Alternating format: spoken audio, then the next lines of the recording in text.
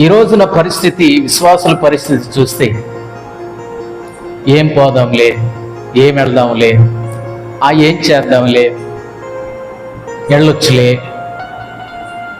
లేవలేకుండా ఉంది, పోలేకుండా ఉంది, ప్రార్థన చేయలేకుండా ఉంది, బైబిల్ చదవలేకుండా ఉంది.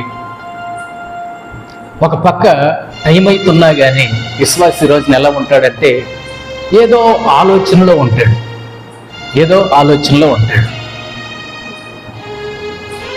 ఏదో నిరుత్సాహం పొందుకున్నాడు. దేవునితో పాటు 300 సంవత్సరాలు నడిచాడు. మరి మనకెందుకో చీటికి మాటికి నెలకి, 2 నెలలకి, వారానికి, 2 వారాలకి, 5 సంవత్సరాలకి, 10 సంవత్సరాలకి మన విశ్వాసం ఏమైపోతుంది? నీరు గారిపోతుంది, నీరసించిపోతుంది, నిరుత్సాహం అయిపోతుంది. హనోక్ గారు 300 సంవత్సరాలు దేవునికి ఇష్టడుగా ఉన్నాడు. మనం దేవునికి ఇష్టలుగా బ్రతుకుదాం, దేవుడు మెచ్చినట్లుగా బ్రతుకుదాం, దేవుడు కోరుకున్న విధంగా నడుచుదాం, దేవునికి తగినట్లుగా మనం సాగుదాం. దేవుడు మనల్ని ఆశీర్వదిస్తాడు.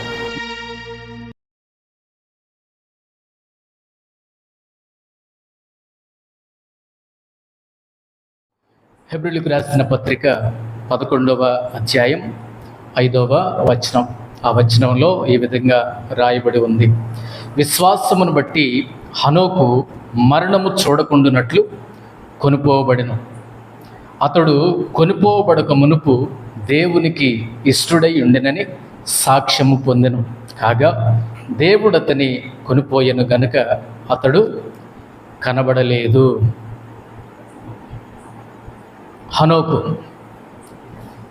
బైబిల్ గ్రంథంలో అతి కొద్ది వచనాల్లో రాయబడినటువంటి చరిత్ర. హనోకు గురించి కొద్దిగానే రాయబడింది, కానీ కొంచెమే రాయబడింది. కానీ మనము మన ఆధ్యాత్మిక జీవితాల్లో, విశ్వాస జీవితాల్లో నేర్చుకోవడానికి చాలానే ఉంది. హనోకు గారు ప్రతికూల పరిస్థితుల్లో దేవునితో నడిచాడు. హనోకు గారు ప్రతికూల పరిస్థితుల్లో దేవునికి ఇష్టడుగా ఉన్నాడు. హనోకు గారు ప్రతికూల పరిస్థితుల్లో మంచి సాక్ష్యం పొందాడు. హనోకు గారు ప్రతికూల పరిస్థితుల్లో ఎలా ఉన్నాడు అనంటే దేవునికి ఇష్టడుగా, ప్రీతి పాత్రమైనటువంటి వ్యక్తిగా ఆయన జీవించాడు. సుమారు 300 ఏండ్లు దేవునితో నడవడం అంటే మామూలు విషయం కాదు, చిన్న విషయమేమీ కాదు. 300 ఏండ్లు దేవునికి ఇష్టడుగా జీవించాడు. 300 సంవత్సరాలు దేవునికి ఇష్టడుగా జీవించాడు. 300 సంవత్సరాలు దేవునితో నడిచాడు. 300 సంవత్సరాలు దేవునితో నడిచి ఏం పొందుకున్నాడు? సాక్ష్యం పొందుకున్నాడు. అలుపు లేదు, సొలుపు లేదు, ఆయాసం లేదు విశ్వాస జీవితంలో. కానీ మన విశ్వాస జీవితాల్లో మన గురించి మాట్లాడుకుంటే కనుక ఆయాసం, నీరసం, నిరుత్సాహం ఈ 10 ఏళ్లకే, ఈ 5 ఏళ్లకే, లేకపోతే సంవత్సరానికే, 2 సంవత్సరాలకే, 6 నెలలకే ఏమైపోద్ది? మన విశ్వాసం నీరు గారిపోద్ది, నీరసించిపోద్ది, నిరుత్సాహం అనేది వచ్చేస్తుంది.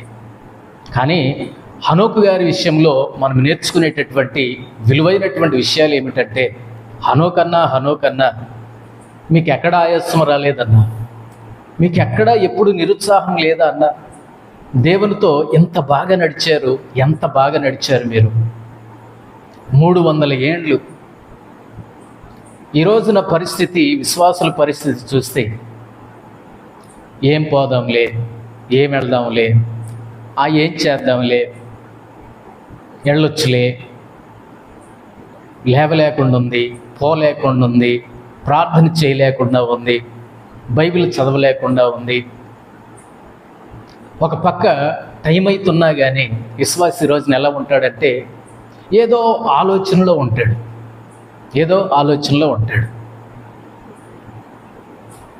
ఏదో నిరుత్సాహం. బైబిల్ గ్రంథంలో దేవుడు అన్నాడు, మీరు అలసట పడక అనే మాట హెబ్రీయులకు రాసిన పత్రికలో దేవుడు అంటాడు. ఆ 12వ అధ్యాయంలో ఏముంది? హెబ్రీయులకు రాసిన పత్రికలో 12వ అధ్యాయము 2వ వచనంలో 2వ భాగం నుండి చదివితే కనుక, విశ్వాసమునకు కర్తయు దానిని కొనసాగించువాడునైన యేసు వైపు చూచుచు మన ఎదుట ఉంచబడిన పందెములో ఓపికతో పరిగెత్తుదము.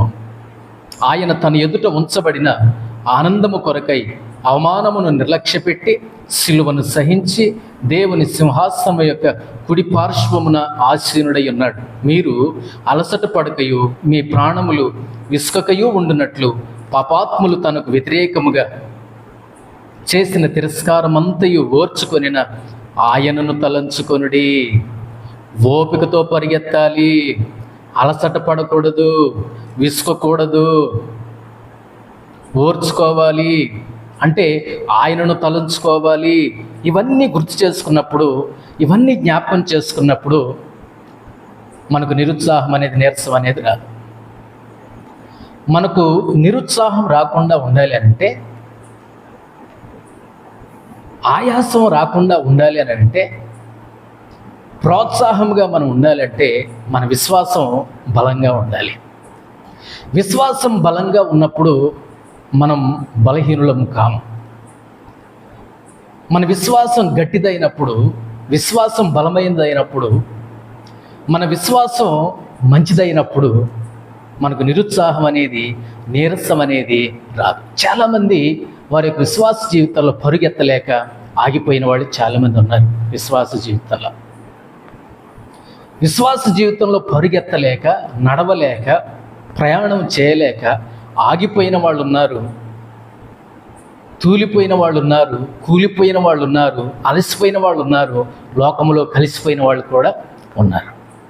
మరి హనోకు గారి విషయానికి వస్తే దాదాపు 300 ఏళ్ళు దేవునితో అలసట లేకుండా, ఆయాసం లేకుండా, నిరుత్సాహం లేకుండా, అలుపు లేకుండా ఎలా నడిచాడైనా? దేవునికి ఇష్టడుగా నడిచాడు. ఈ మాట చాలా బలమైనటువంటి మాట అండి. ఎవరు ఇష్టం వచ్చినట్టు వాడు నడుస్తున్నారండి ఆ రోజుల్లో. హనోక్ గారి కాలంలో ఎవరి ఇష్టం వచ్చినట్లు వాళ్ళు నడుస్తున్నారు, ఎవరి దారిన వాళ్ళు నడుస్తున్నారు. ఆ రోజుల్లో వారికి రాజు లేడు, దేవుని భయము లేదు, ఎవడిష్టం వచ్చినట్లు వాడు నడిచాడని న్యాయాధిపతుల గ్రంథంలో రాయబడిన రీతిగా హనోక్ గారి కాలంలో కూడా చాలామంది ప్రజలు ఎవడిష్టం వచ్చినట్లు వాడు నడుస్తున్నాడు, ఎవడికి నచ్చిన దారిలో వాడు వెళ్ళిపోతున్నాడు. ఏంటి అని అంటే, నా దారి నా ఇష్టం, నా జీవితం నా ఇష్టం, నాకు నచ్చింది చేస్తా, అనిపించింది చేస్తా, నాకు నచ్చినట్లు నడుస్తా, నువ్వెవడికి చెప్పడానికి అంటాడు ఈ రోజుల్లో అయితే. కానీ హనోకు గారు ఎవడిష్టం వచ్చినట్లో నడవల, ఎవరికి నచ్చినట్లుగానో నడవల. తన యొక్క జీవితం దేవునికి నచ్చినట్లుగా ఉండాలి. నా నడక, నా ప్రవర్తన దేవునికి మహిమకరంగా ఉండాలి, దేవునికి నచ్చినట్లుగా ఉండాలి. ఈ రోజుల్లో కూడా చూడండి, ఎవడిష్టం వచ్చినట్లు వాళ్ళు ప్రవర్తిస్తున్నారు, ఎవడికి నచ్చిన దారిలో వాడు నడుస్తున్నాడు, ఎవరికి తోచినట్లు వాళ్ళు చేస్తున్నారు. కదిలించడానికి లేదు, మందలించడానికి లేదు, పలకరించడానికి లేదు. అప్పుడు కూడా హనోక్ గారి హయంలో, ఆ కాలంలో హనోక్ గారు కూడా ఎలా జీవించాడంటే, ఆ ప్రజల్లో, ఆ పట్టణంలో, ఆయన ఉండేటటువంటి ఊళ్ళో, గ్రామంలో, ప్రజల్లో దైవ భయం లేదండి. ఎవరు ఇష్టం వచ్చినట్లు వాళ్ళు నడుస్తున్నారండి. కానీ హనోక్ గారు ఒక తీర్మానం చేసుకున్నారు. నా ఇష్టం వచ్చినట్టు నడవటం కాదు, ఎవరికో ఇష్టం వచ్చినట్లు నడవటం కాదు, నా దేవునికి ఇష్టడుగా నేను నడవాలి, నా దేవునికి ఇష్టం వచ్చినట్లుగా నేను నడవాలి. పౌలు గారు అంటాడు, నేను మనుషులను సంతోషపెట్టాలా, దేవుని సంతోషపెట్టాలా? గలతీ సంఘానికి రాస్తూ అంటాడు, నేను మనుషులను సంతోషపెడితే నేను దేవునికి దాసుడను కాను. ఈ రోజున చూడండి, ఏదైనా మాట్లాడినా ఇతరులకు నచ్చినట్లు మాట్లాడాలా, ఏదైనా బట్టలు వేసుకున్నా కానీ ఇతరులకు నచ్చినట్లుగానే వేసుకోవాలి, ఏదైనా చేసినా, ఏదైనా ఇతరులకు నచ్చినట్లుగానే, ఇతరులు నచ్చినట్లుగానే, ఇతరులు మెచ్చినట్లుగానే చేయాలి. ఎవరిని సంతోషపెడదామని? ఈ రోజుల్లో క్రైస్తవ ప్రపంచానికి వస్తే పాట పాడినా ఇతరులు మెచ్చుకోవాలి, ప్రార్థన చేసినా ఇతరులు మెచ్చుకోవాలి. కానీ హనోక్ గారి దగ్గర మనం నేర్చుకునే విషయం ఏంటంటే, మనుషులు మెచ్చుకున్నా, మనుషులు మెచ్చుకోకపోయినా, వాళ్ళకి నచ్చినా నచ్చకపోయినా, నా జీవితం, నా నడక, నా ప్రవర్తన ఎవరికి నచ్చాలి? దేవునికి నచ్చాలి. హనోక్ గారి తీర్మానం ఏంటంటే, దేవునికి ఇష్టడుగా నేను జీవించాలి, మనుషులకు కాదు. వాళ్ళు ఏమనుకుంటారో ఇవన్నీ కొట్టిపడేసి, దెబ్బలో పడేసి ఒకే ఒక ఆలోచన హనోక్ గారికి, నేను దేవునికి ఇష్టడుగా జీవించాలి. బాబు, మీ దారిని మీరు పోతున్నారా? అయ్యలారా, మీ దారిని మీరు పోతున్నారా? కానీ నేను మాత్రం దేవుని దారిలో నడుస్తా. ఎన్ని సంవత్సరాలు నడిచాడు? 300 సంవత్సరాలు. 300 సంవత్సరాలు నడిచాడు. దేవునికి ఇష్టడుగా ఉన్నాడు. అలుపు లేదు, సొలుపు లేదు, ఆయాసం లేదు, ఎక్కడ ఆగిపోలా, ఎక్కడ కృంగిపోలా, ఎక్కడ నీరసం రాలా, ఎక్కడ నిరుత్సాహం లేదు. ఎందుకోసమని అన్నానంటే, ఇందాక నేను మన విశ్వాసం గట్టిదైనప్పుడు, మన విశ్వాసం మంచిదైనప్పుడు, మన యొక్క విశ్వాసం స్థిరమైనదైనప్పుడు, మన విశ్వాసం పటిష్టమైనదైనప్పుడు మనకు నీరసం, నిరుత్సాహం, ఆయాసం, అలసట ఉండదండి. పిడుగులు పడినా, వర్షం పట్టినా, వాతావరణం ప్రతికూలంగా ఉన్నా దేవునితో నడక ఆపం. మనం దేవునితో నడక ఆపం. విశ్వాసం బలహీనమైనదైనప్పుడు మనం పడిపోతాం, కూలిపోతాం, చీటికి మాటికి కూలిపోతాం. హనోక్ గారి విషయాన్ని గురించి మనం మాట్లాడుతున్నామండి. హనోక్ గారి విషయాన్ని గురించి మాట్లాడుతున్నాం. అబ్బా, ఎంత ప్రోత్సాహం అండి! విశ్వాస వీరుల జాబితా, హెబ్రీయులకు రాసిన పత్రిక 11వ అధ్యాయం అనగానే దాన్ని ఏమంటారంటే విశ్వాస వీరుల పట్టి అని అంటాం. విశ్వాస వీరుల పట్టిక, జాబితా. గిన్నిస్ బుక్ కంటే ఎక్కువ ఇది. గిన్నిస్ బుక్ కంటే కూడా విశ్వాస వీరుల పుస్తకంలో, ఆ జాబితాలో పేరు సంపాదించుకోవటం ఎంత గొప్ప సంగతి అండి. హనోక్ గారి పేరు విశ్వాస వీరుల జాబితాలో ఉంది. ఎందుకుంది? విశ్వాసమును బట్టి ఎలా నడిచాడు? హనోక్ గారు మరణము చూడకుండానట్లు. ఎంత ఆశీర్వాదం అండి! విశ్వాసంలో ఆశీర్వాదం అనేది ఉంది, విశ్వాసంలో ప్రోత్సాహం అనేది ఉంది, విశ్వాసములో ఏముందంటే బలం అనేది ఉంది, విశ్వాసంలో ఏముందంటే ముందు చూపు అనేది ఉంది. విశ్వాసం దేవుణ్ణి సంతోషపరుస్తుంది, అవిశ్వాసం మనుషుల్ని సంతోషపెట్టుద్ది. ఈ రోజుల్లో విశ్వాసులు ఏం నేర్చుకున్నారంటే అందరికీ నచ్చినట్లుగా ఉండాలంట, అందరికీ నచ్చినట్లుగా జీవించాలంట.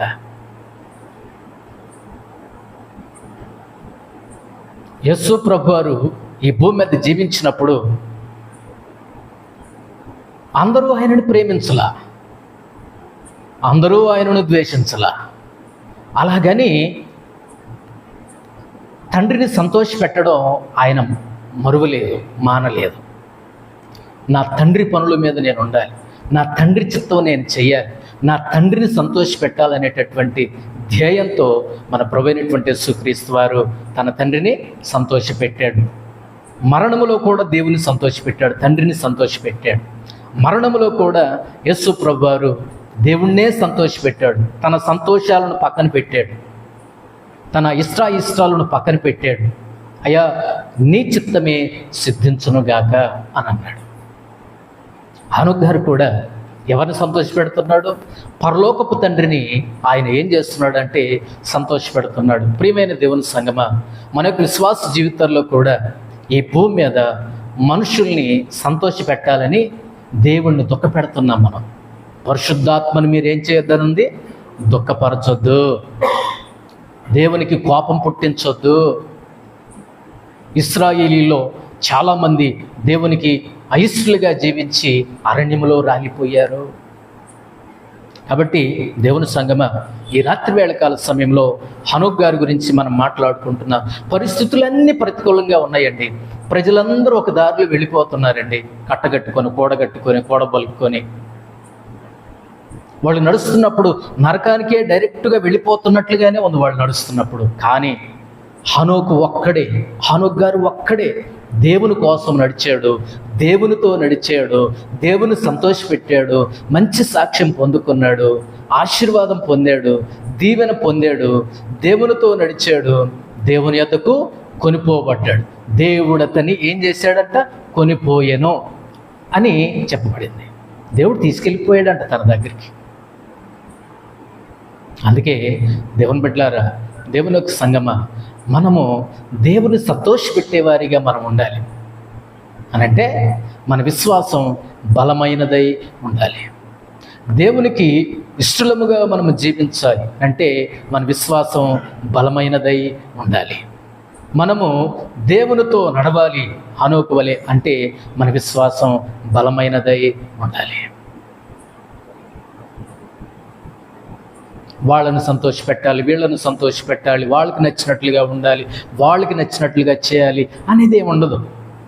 ప్రతి విషయంలో కూడా విశ్వాసం ఏమనుకోవాలంటే, నా దేవునికి ఇష్టమా కాదా, నా దేవుడు మెచ్చుకుంటాడా నొచ్చుకుంటాడా, ఇది చేస్తే అని ప్రతి ఒక్క విశ్వాసి ఏం చేయాలి అంటే ఆలోచించాలి. ఒకే ఒక్కడండి హనోక్ గారు, ఒకే ఒక్కడు దేవుని కోసం నిలబడ్డాడు. నోవాహు గారు కూడా అంతే, ఒకే ఒక కుటుంబం దేవుని కోసం నిలబడ్డారు. వారిలో ఒంటరైన వాడు 1000 మంది అవుతాడు, 10,100 అవుతాడు. దేవుని కోసం నిలబడితే పరిస్థితులు ఎలా ఉన్నా, ప్రజలు ఎలా ఉన్నా, పరిస్థితులన్నీ మనకు అనుకూలంగా లేకపోయినా మనము దేవునికి అనుకూలంగా జీవించాలి. మనము దేవునికి నచ్చినట్లుగా జీవించాలి. ఆ మాట ఎంత బాగుందండి. దేవునికి ఇష్టడై ఉండెను. నాకు ఇష్టమైన బిడ్డ. అబ్రహాం గారి గురించి ఇదిగో నా స్నేహితుడు అని అన్నాడు. దావీదు గారి గురించి దేవుడు ఏమన్నాడు? ఇదిగో నా హృదయానుసారుడు అని అన్నాడు. మోషే గారి గురించి దేవుడు ఏమన్నాడు? ఇదిగో నా ఇల్లంతట్లో నమ్మకమైన వాడు అని అన్నాడు. ఫినెహాసును గురించి దేవుడు ఏమన్నాడు? నేను ఓర్వలేని దానిని ఫినెహాస్ కూడా ఓర్చుకోలేకపోయాడు, అందుకనే పాపాన్ని పొడిచి పడేశాడు. మరి మన సంగతి ఏంటి? మన విశ్వాసం ఏంటి? మన నడక ఎలా ఉంది? ప్రతిదినము దేవునితో నడిచే నడక ఎలా ఉంది? దేవునికి ఇష్టంగా బ్రతుకుతున్నామా? దేవుడు మెచ్చినట్లుగానే బ్రతుకుతున్నామా? ఈ లోకంలో ఎక్కువ ఏం సాగుతుందో తెలుసండి. ఇతరుల కొరకు బ్రతకడం ఎక్కువైపోయింది. వాళ్ళు ఏమనుకుంటారో, వీళ్ళు ఏమనుకుంటారో. మనం ఎక్కువగా మన గురించి కంటే కూడా ఎక్కువగా ఇతరులు ఏమనుకుంటారో, వాళ్ళు ఏమనుకుంటారని వాళ్ళ గురించి ఆలోచిస్తూ బతుకుతాం. ఆ ఆలోచనలోనే చేస్తాం. హనోక్ గారి విషయానికి వస్తే దేవునికి ఇష్టడై ఉండెను. మనము కూడా హనోక్ గారి వలె ఇష్టలముగా ఉండాలంటే, విశ్వాసంతో నడవాలంటే, ఆశీర్వాదం పొందాలంటే, దేవుని దీవెనలు పొందాలంటే మన యొక్క విశ్వాసం బలమైనదై ఉండాలి. మన విశ్వాసాన్ని బట్టి దేవుణ్ణి సంతోషపెట్టాలి. అబ్బా, నా బిడ్డ విశ్వాసం చూడు. ఒక కనాను స్త్రీ గురించి దేవుడు అన్నాడు, ఈమెకున్నటువంటి విశ్వాసం, ఈమెకున్నటువంటి నమ్మిక ఇశ్రాయేలీలో నేను చూడలేదు అని అంటాడు. ఈమెకున్నటువంటి నమ్మిక, ఈమెకున్నటువంటి విశ్వాసం ఇశ్రాయేలీలో కూడా నేను చూడలేదని అంటాడు. మన గురించి దేవుడు సాక్ష్యం చెప్పగలడా? బా, నా కుమార్తె విశ్వాసం చూడు ఎంత బాగుందో, లేకపోతే నా కుమారుడు యొక్క విశ్వాసం చూడు ఎంత బాగుందండి. దేవుడు ఎంత మురిసిపోతున్నాడా? దేవుడు దుఃఖపడుతున్నాడా? దేవుడు మన యొక్క విశ్వాసాన్ని చూచి. హనోక్ గారి గురించి మనం మాట్లాడుకున్నాం, హనోక్ గారి గురించి మనం ధ్యానం చేసుకున్నాం. అందుకే 6వ వచనంలో రాయబడి ఉంది చూడండి. 6వ వచనంలో, విశ్వాసము లేకుండా దేవునికి ఇష్టడయ్యుండుట అసాధ్యం. దేవుని బిడ్డలారా, ఈ రోజున మీ జీవితాల్లో ప్రతికూల పరిస్థితులు ఉన్నాయేమో, ప్రజలందరూ వాళ్ళ దారిలో వెళ్ళిపోతున్నారేమో, ప్రజలందరూ మిమ్మల్ని అసహ్యించుకుంటున్నారేమో, తృణీకరిస్తున్నారేమో. ఎందుకోసమని? మా దారిలోకి రావు, మేము పిలిస్తే రావు, మేము నడిచినట్టు నడవు అనేవాళ్ళు చాలామంది ఉంటారు. మాదంతా ఒకదారి అయితే నువ్వు ఒక్కదారివే ఒకదారి అని అసహించుకునే వాళ్ళు, తృణీకరించుకునే వాళ్ళు ఉంటారు. హానోకు గారి విషయంలో కూడా అంతే జరిగింది. మీరు నన్ను తృణీకరించండి, గేలి చెయ్యండి, విసర్జించండి, నాకేం బాధ లేదు, నేను నా దేవుని దారిలోనే నడుస్తా, దేవుడి నచ్చినట్లుగానే ఉంటా, దేవుడు మెచ్చినట్లుగానే జీవిస్తా, నా ప్రాణం పోయినా సరే, నేనేమైపోయినా సరే దేవుణ్ణే సంతోషపెడతా, దేవుణ్ణే సంతోషపరుస్తాను, నా విశ్వాసం విడవను, నా విశ్వాసం మరువను, బలిష్ఠుడిగా ఉంటాను, బలంగా ఉంటాను. అందుకే ఆయన విశ్వాసం బలమైనది కాబట్టి స్థిరమైన వాడుగా ఉన్నాడు, బలమైన వాడుగా ఉన్నాడు. ఆ విశ్వాసాన్ని బట్టి దేవుని సంతోషపెట్టగలిగాడు, ఆ విశ్వాసాన్ని బట్టి దేవుని గణపరచగలిగాడు, ఆ విశ్వాసాన్ని బట్టి దేవుని మహింపరచగలిగాడు, దేవుని యొక్క ఆశీర్వాదం పొందుకున్నాడు, దేవుని దీవెని పొందుకున్నాడు. దేవునితో పాటు 300 సంవత్సరాలు నడిచాడు. మరి మనకెందుకో చీటికి మాటికి నెలకి 2 నెలలకి, వారానికి 2 వారాలకి, 5 సంవత్సరాలకి 10 సంవత్సరాలకి మన విశ్వాసం ఏమైపోతుంది? నీరు గారిపోతుంది, నీరసించిపోతుంది, నిరుత్సాహం అయిపోతుంది. హనోకు గారు 300 సంవత్సరాలు దేవునికి ఇష్టడుగా ఉన్నాడు. మనం దేవునికి ఇష్టలుగా బ్రతుకుదాం, దేవుడు మెచ్చినట్లుగా బ్రతుకుదాం, దేవుడు కోరుకున్న విధంగా నడుచుదాం, దేవునికి తగినట్లుగా మనం సాగుదాం. దేవుడు మనల్ని ఆశీర్వదిస్తాడు. మన విశ్వాసం ఎలా ఉంది, మన నమ్మిక ఎలా ఉంది? హనోకు గారి గురించి మనం ధ్యానం చేసుకున్నాం. మన యొక్క జీవితాన్ని కూడా ప్రోత్సహించేందుకై హనోకు గారి యొక్క జీవితం చాలా ప్రోత్సాహపరిచింది. చాలా అద్భుతమైనటువంటి మాటలు హనోకు గారి గురించి మనం మాట్లాడుకున్నాం. పరిస్థితులు ప్రతికూలంగా ఉన్నాయేమో, ప్రజలందరూ ఒక దారిలో వెళ్తున్నారేమో, నిన్ను తృణీకరిస్తున్నారేమో, నిన్ను గేలి చేస్తున్నారేమో, నిన్ను విసర్జిస్తున్నారేమో, అయినా పర్వాలా. వాళ్ళ దారిలో నడవనందుకు, వాళ్ళతో కలవనందుకు, వాళ్ళతో వెళ్ళనందుకు లోకం మనల్ని వింతగా చూస్తుంది. లోకం మనల్ని వింతగా చూస్తుంది. నువ్వు వింతగా చూడు, రోతగా చూడు, రొచ్చి అనుకో, మురికి అనుకో, తృణీకరించుకో, విసర్జించుకో, నాకేమీ బాధ లేదు. నేను మాత్రం దేవునికి ఇష్టడుగా నేను బ్రతుకుతాను అని ఒక గంభీరమైన, ఖచ్చితమైన నిర్ణయాన్ని తీసుకొని హనోకు గారి వలె దేవునితో నడుద్దాం. అట్టి కృప దేవుడు మనకు దయచేసి దీవించునుగాక. ప్రార్థన చేసుకుందాం.